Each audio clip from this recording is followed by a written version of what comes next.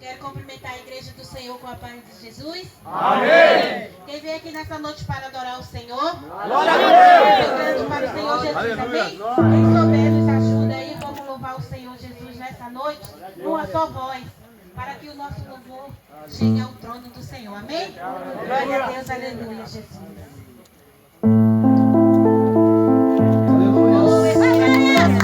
Glória a Deus.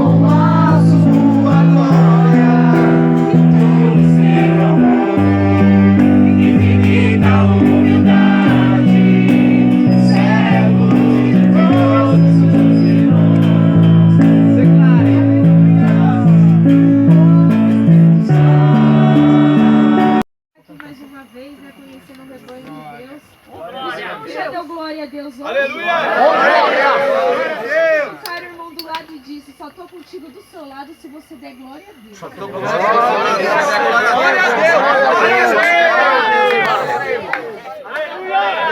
a Deus! Glória a Deus! Dando glória! Jesus cheiroso! Aleluia! Preocupação do teu coração. Porque quando você está aqui glorificando, Aleluia. Deus está ajeitando as coisas na sua vida. Glória! Aleluia! Aleluia! Aleluia, Senhor! Deus é fiel. Aleluia. Bendito seja o nome do Senhor, irmão! Aleluia!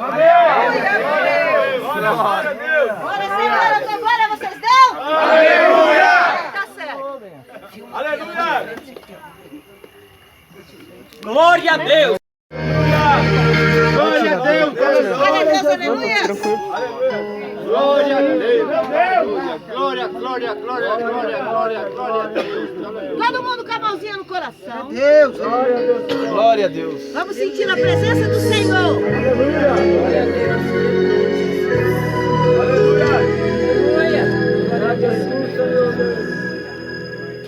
Eu sei que a caminhada glória, aleluia! é tão difícil de seguir. É tão bom estar sorrindo quando tudo vai bem. Eu quero ver tua fé quando o mundo te esquecer. Lembrarás que eu sou o teu Deus. E se chorar, se te machucarei, lembrarás das promessas que eu te fiz. For impossível, clamarás a mim. Lembrarás que sou teu pai, não te esquecerás. Senhor, eu confio em ti. Eu confio em ti. Glória, aleluia! Sei que a caminhada é tão difícil de seguir. É tão bom estar sorrindo quando a saúde vai bem. Eu quero ver você quando o mundo te esquecer.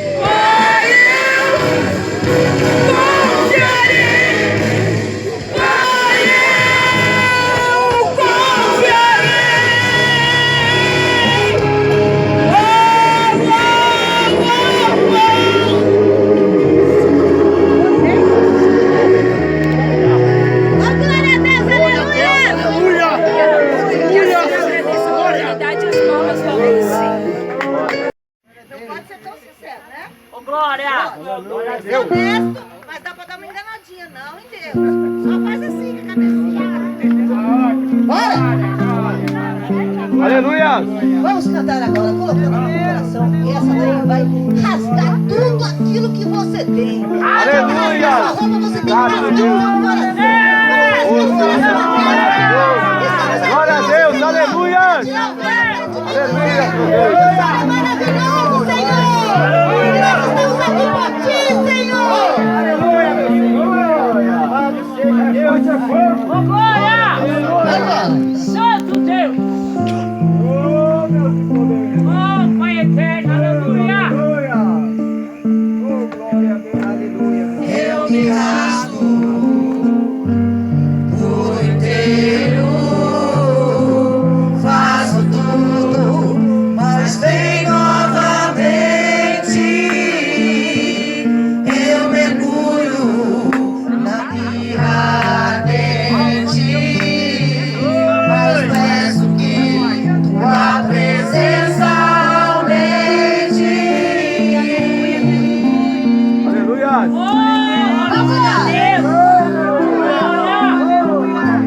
Glória, glória, Deus querido para sempre. Aleluia. Eu me rasgo por inteiro, faço tudo, mas vem novamente. Eu mergulho na mirra ardente,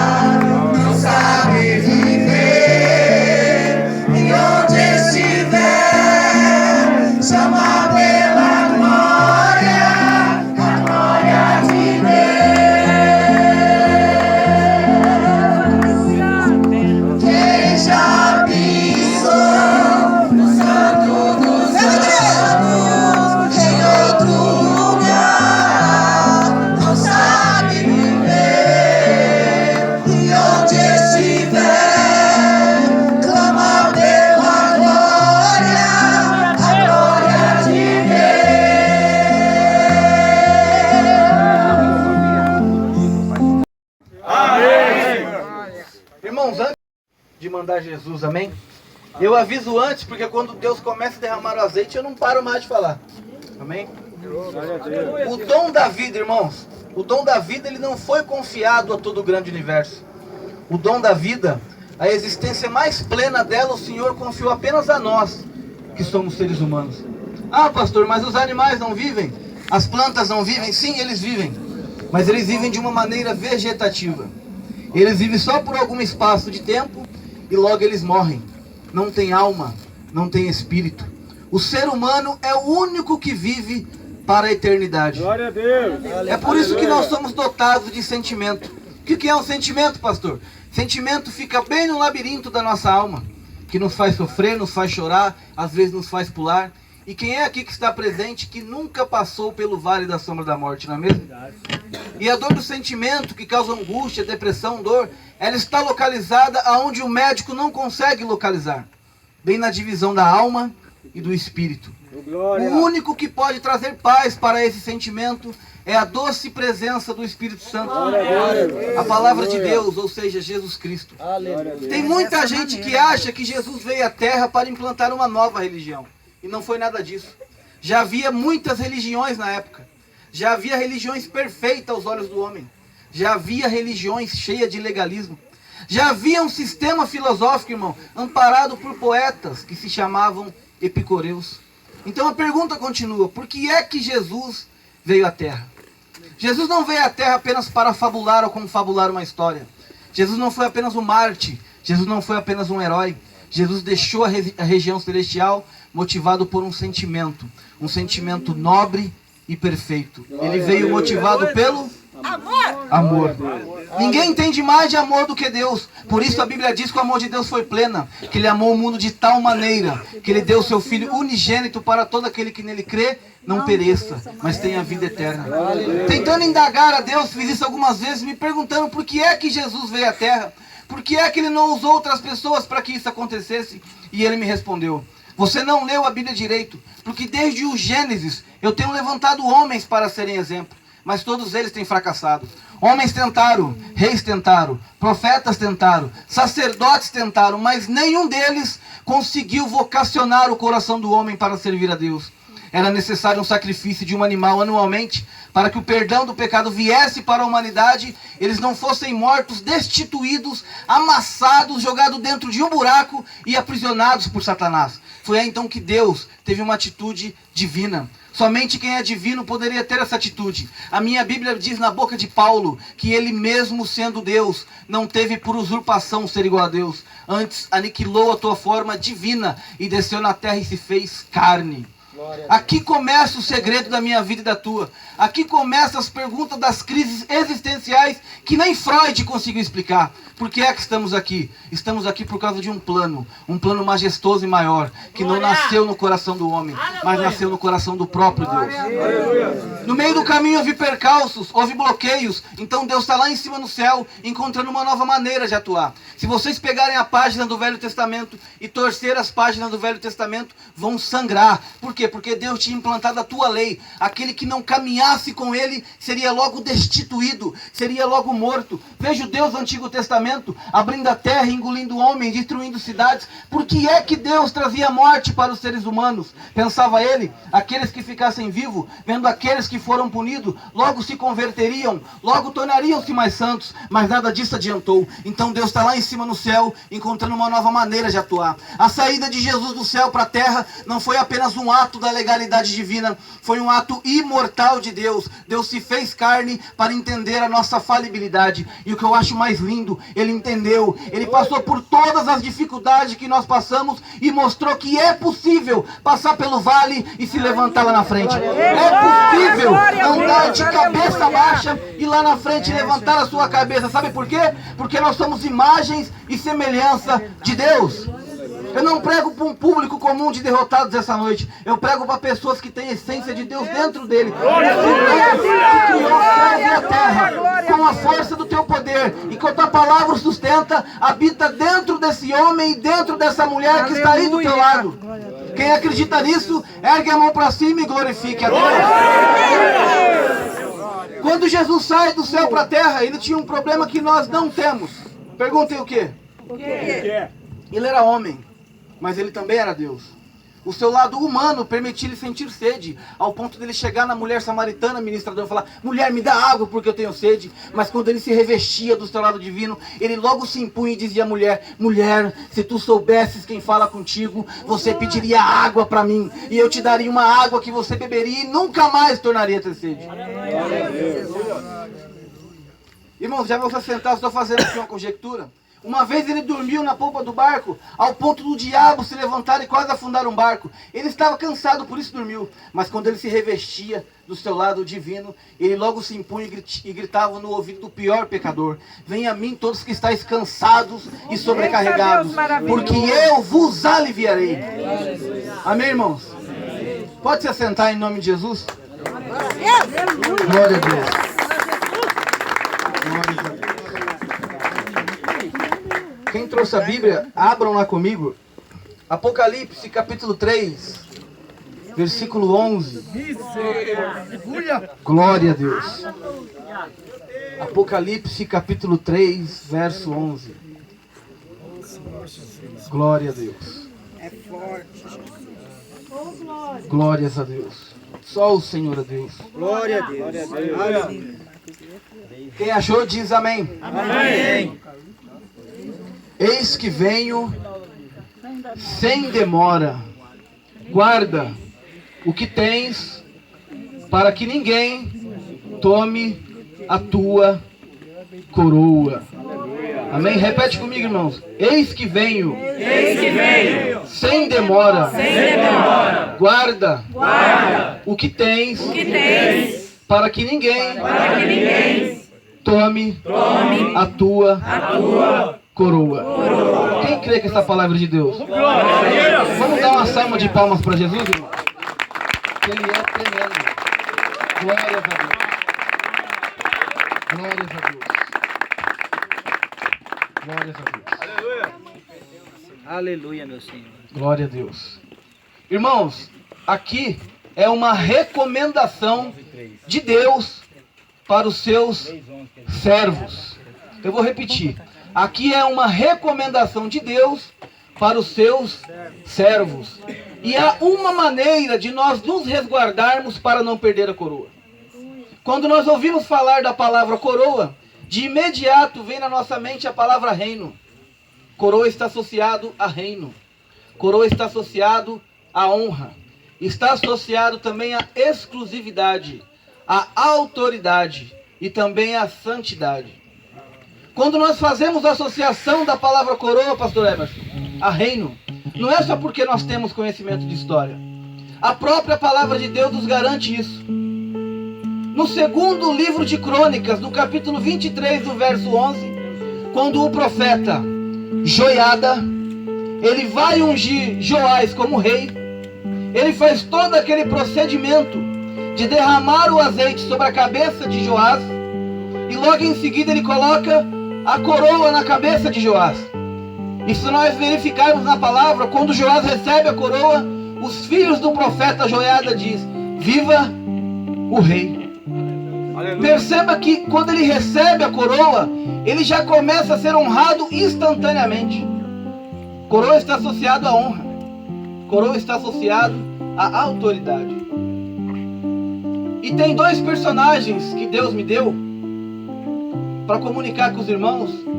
O primeiro personagem, ele não teve nenhum tipo de luta, e ele perdeu a sua coroa. Sendo que o segundo, Ele passou por grandes provas, mas manteve e não perdeu a coroa. O primeiro personagem que não perdeu a coroa é Ezequiel. Irmãos, Ezequiel é um dos livros mais poderosos da Bíblia. É um dos livros mais importantes da Bíblia. Eu tenho neste livro pelo menos 30 mensagens, uma mais linda do que a outra, uma mais poderosa do que a outra. E se vocês me perguntarem qual que é o segredo deste livro, por que nele eu encontro tanta mensagem, eu te digo, é por causa do protagonista desse livro. O protagonista desse livro não passa de um sofredor, não passa de alguém que passou pelo tempo, que passou pela rejeição, que passou pelo vale da sombra da morte, que passou pela privação, que passou pela aprovação e pela misericórdia divina foi aprovado. Eu estou falando de Ezequiel. Ezequiel veio de uma família de sacerdotes. Seu pai chamava-se Buzi. E como Ezequiel veio de uma família de sacerdotes, havia um sonho dentro dele: prosseguir com a dinastia eclesiástica da tua família, prosseguir com a dinastia sacerdotal da tua casa. Se nós traçarmos uma linha genealógica de Ezequiel até os primórdios dos tempos, nós chegaremos em Arão. Ezequiel tinha o mesmo sangue que Arão, ou seja, Ezequiel tinha o mesmo sangue que Moisés. Ezequiel foi escolhido por Deus antes mesmo de ter nascido, porque a sua semente era de uma dinastia santa e purificada. Todos nós aqui conhecemos muito bem a Bíblia e sabemos que Israel tinha quantas tribos? 12 tribos.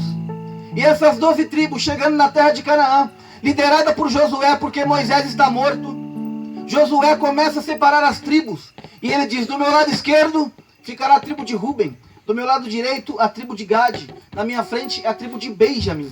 E separando as tribos, 11 tribos recebe como herança, recebe como penhor, recebe como bênção uma parte de terra, da terra prometida de Canaã. 11 tribos está feliz, saindo, se acotovelando e dizendo: você viu que Deus nos deu? E eles saem felizes. Uma tribo está do lado de Josué triste, uma tribo está do lado de Josué cabisbaixa. Essa tribo que está do lado de Josué está quase caindo em depressão, pastor Emerson. Josué, sem saber o que fazer, ele tira do seu bolso um papel. E lá está a mão de Moisés, ou a letra de Moisés. E ele começa a ler e diz o seguinte: para a tribo de Levi, a herança é um pouco mais forte. A tribo de Levi não herda a terra na terra. A tribo de Levi herda o reino do céu. A tribo de Levi terá o meu nome como herança, diz o Senhor dos Exércitos. Porquanto a tribo de Levi não vai precisar trabalhar no sol do dia a dia, não vai precisar vender, não vai precisar comprar, não vai precisar pescar nos rios, irmão. Eles ficarão a maior parte na minha presença dizendo: santo, santo, santo, santo é o Senhor dos Exércitos, porque eu sou a herança dele. Ezequiel tinha um sonho. Todo menino levítico que tinha no seu sangue a linhagem dos sacerdotes, quando ele completava 5 anos de idade, ele era arrancado do meio do povo e colocado dentro de casa, evangelista. O tio ou o pai passava uma parte ensinando o menino as leis de Israel, as histórias de Israel. Ezequiel está dentro de casa, aprendendo a Bíblia, o Torá, o Pentateuco bíblico, Gênesis, Êxodo, Levítico, Números e Deuteronômio. E às vezes ele pergunta para aquele que está ensinando ele: por que é que eu não posso sair lá fora para brincar como os outros meninos?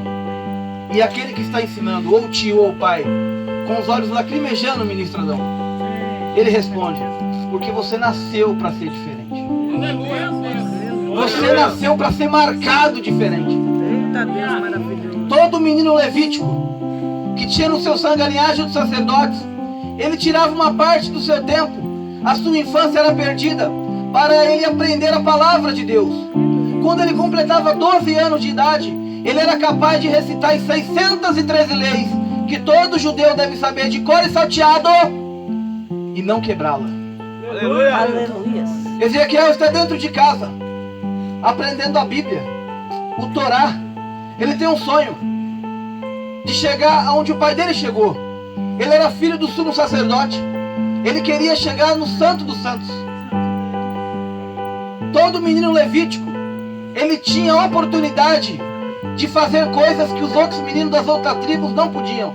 Perguntem o quê? O quê? Eu só falo se todo mundo perguntar. O quê? Passar a mão na parede do templo, evangelista Antônio.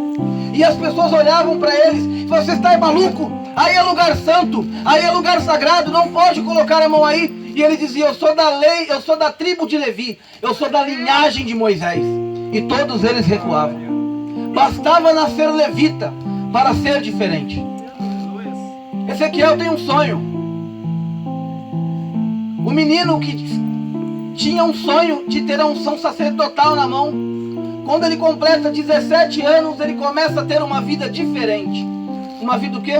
Diferente. Perguntem o quê? O quê? Com 17 anos de idade, ele está esperando completar 18 para ficar mais velho e entrar no átrio. Mas com 17 anos de idade, é levado preso, cativo para a Babilônia.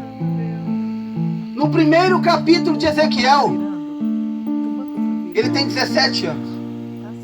No segundo capítulo de Ezequiel, no verso 1, ele tem 22 anos. Ezequiel, que tinha um sonho de chegar no Santo dos Santos, está preso. Foi levado cativo para a Babilônia. O que significa isso, pastor? 5 anos preso. Para quem tem um chamado, é capaz de matar qualquer chamado. Salomão escreveu isso. A esperança demorada enfraquece o coração. Mas Ezequiel tinha um sonho. Lembra no começo da palavra? Guarda o que tu tens, para que ninguém tome Tua coroa. A palavra de Deus está dizendo que nós já possuímos a coroa. A palavra de Deus diz que a coroa já está contigo. A palavra de Deus está dizendo que você tem que guardar para não perdê-la. A palavra de Deus não está dizendo que você vai adquirir a coroa. A palavra de Deus não está dizendo que você vai ganhar a coroa. A palavra de Deus está dizendo que você tem que guardar a coroa. Aleluia! E o que quer dizer isso, pastor? Quando a palavra de Deus diz guarde a coroa, ela está passando para nós que você já possui. Amém? E Ezequiel tem um sonho. Com 17 anos de idade, ele podia ficar sentado na escadaria do templo. O que os outros das outras tribos nem podiam chegar perto. Ele está esperando completar 18 anos. Com 18 anos de idade, o menino começa a estudar os atos sacros que todo sumo sacerdote deve saber antes de entrar no santuário. Ezequiel estudou a vida inteira. Ezequiel, Deus dos 5 anos, guardou a vida para Deus. Com 17 anos, a vida dele passa a ser uma vida diferente.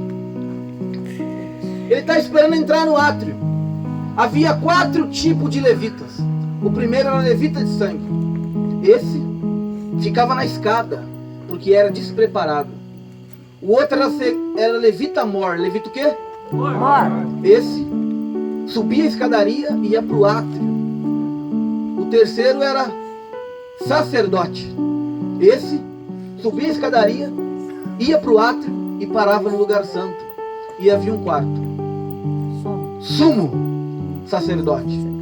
Esse subia a escadaria, atravessava o átrio, passava o lugar santo e uma vez por ano ele ia atrás do véu do templo, no Santo dos Santos.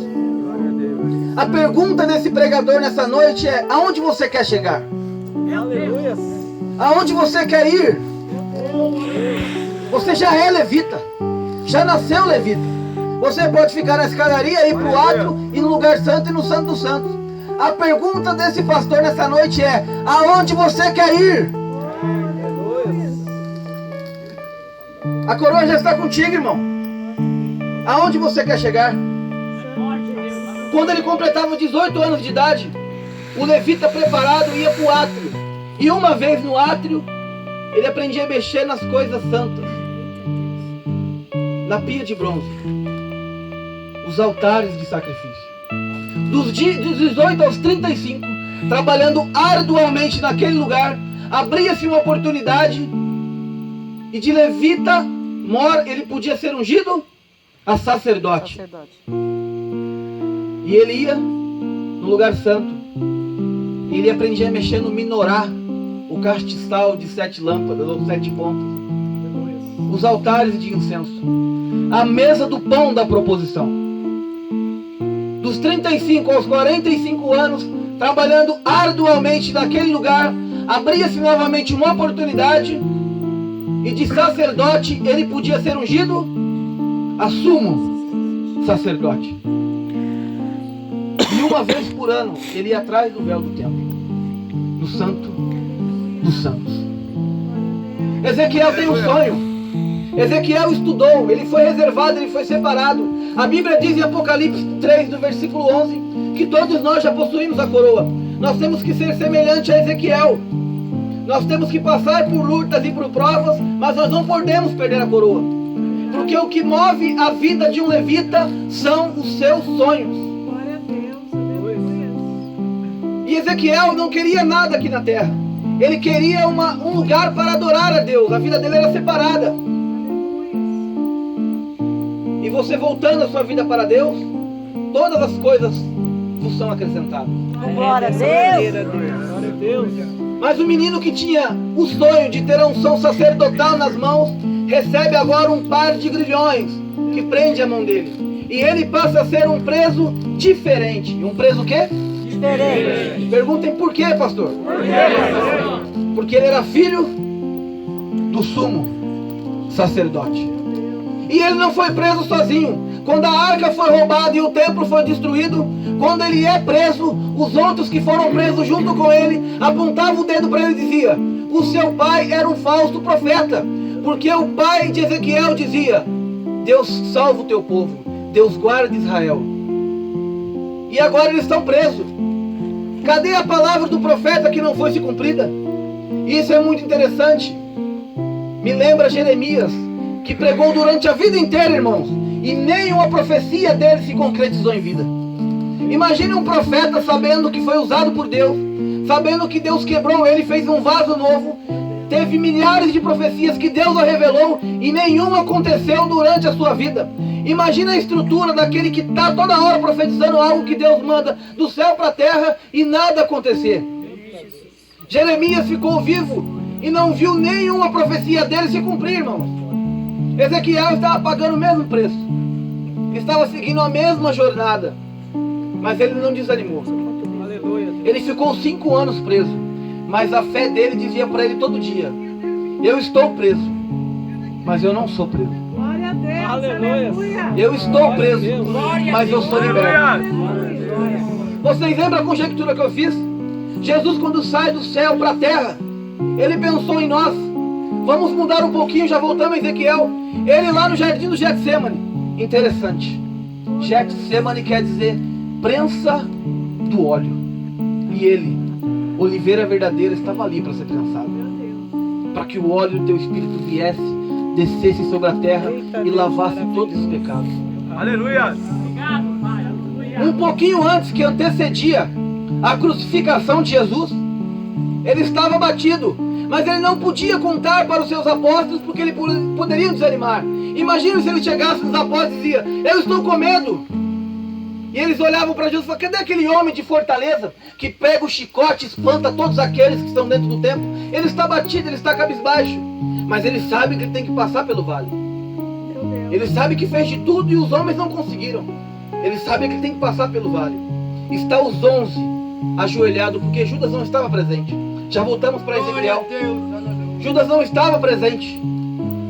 Quando ele olha e vê os 11 ajoelhados, e ele olha por cima dos ombros, e ele vê Pedro, Tiago, João, ele vê André, ele vê os outros, e ele vê o quão pequenino eles eram. Eram apenas discípulos. Se Jesus fala tudo o que estava acontecendo, eles poderiam desanimar. Jesus se levanta daquele horto, ele bate no ombro de 3. De quem? 3. Pedro, Tiago e João. Ele fala: meninos, vamos ali orar comigo. E uma coisa que eu aprendo com Jesus, que eu jamais vou aprender com homem nenhum: toda vez que Jesus tinha uma vitória, ele ia para o monte orar. Diferente de nós, seres humanos, toda vez que nós temos uma vitória, nós fazemos festa, descemos para a praia e fazemos festa. Jesus sabia o perigo de se ter uma vitória. Toda vez que você tem uma vitória, o seu arqui-inimigo fica furioso. E se você não tiver o seu espírito pronto, você pode sucumbir lá na frente. Foi por isso que toda vez que Jesus tinha uma vitória, ele ia para o monte orar. Neste dia, ele bate no peito do ombro de 3. E ele fala para os 3: para vocês eu falo o que está acontecendo. A minha alma está angustiada. Vocês já pensaram ouvir isso da boca do seu Deus? Ou vocês acham que é um privilégio só nosso de passarmos pelo vale, de passarmos por situação difícil? Eu estou descrevendo o seu Deus em agonia. É lindo falar de Deus andando sobre as águas. É poderoso falar dele se transcendendo no Monte Tabor diante de Moisés e Elias, ministro. Mas eu quero ver se é alguma beleza ver o sofrimento do seu Deus. Mas ele sabia que tinha que passar pelo vale. Aleluia.